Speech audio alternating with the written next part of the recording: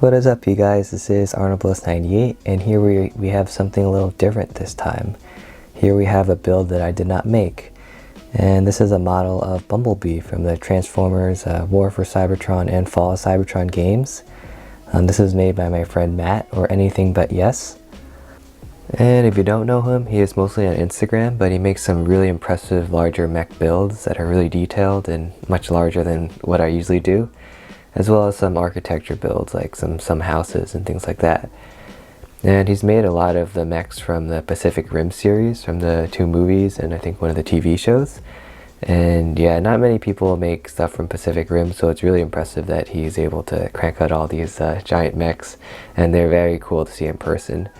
And for Transformers, in addition to this Bumblebee here, he's also made this gigantic Fall of Cybertron, Optimus Prime, and Megatron that scale perfectly together. And if you like what you see, of course give him a follow here.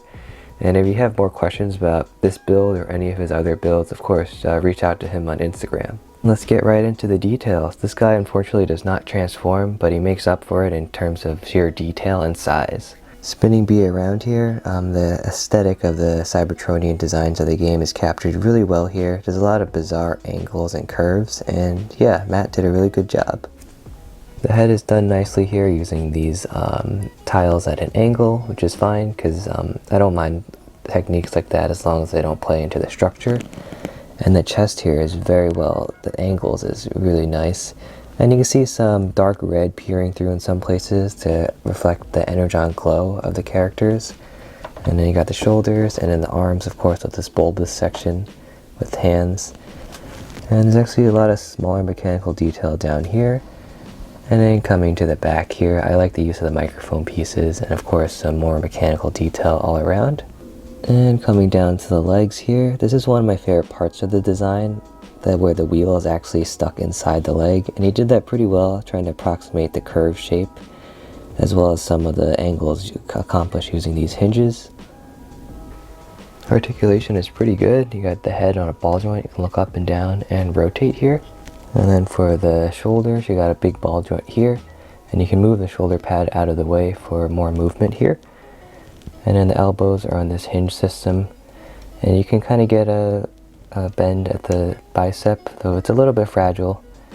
And then you have the hands with some movable fingers. And then you got a joint at the waist, you can go pretty far forward and back. And you get a closer look at the details here.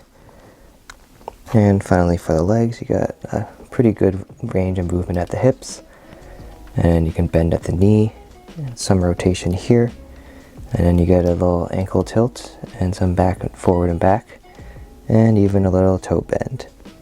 And here I tried to recreate the pose for a CGI model, and you can kind of get him to dab. And here I'm putting the toe bend to some good use. And he stands at about 9.5 inches tall, or 24 centimeters. And you can see he barely fits in my current light box right now. And for a size comparison, we got a minifigure, Ravage, and my recent Rise of the Beast Optimus. So he's way bigger than what my average builds are. And here he is next to my LEGO G1 Bumblebee, as well as the official LEGO Optimus Prime. And this about sums up my mock spotlight for this War for Cybertron, Fall of Cybertron Bumblebee model by Anything But Yes.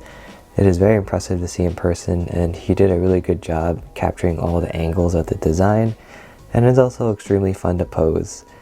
One minor nitpick would probably be the stability of the elbow. That's the part that falls apart the most on me. But other than that, this would make an amazing display piece if I had the shelf space.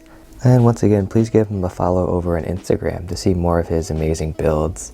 And of course, don't be afraid to reach out to him there if you have any questions about this guy or anything else he has made. And that is it for this video. Thank you for sticking around to the end. I know this is not something I usually do. And I would also like to thank Matt for letting me borrow this guy for this review. And yeah, that is it. I'll be going back to normal builds soon, so don't worry. And who knows, maybe I could review more of his stuff in the future.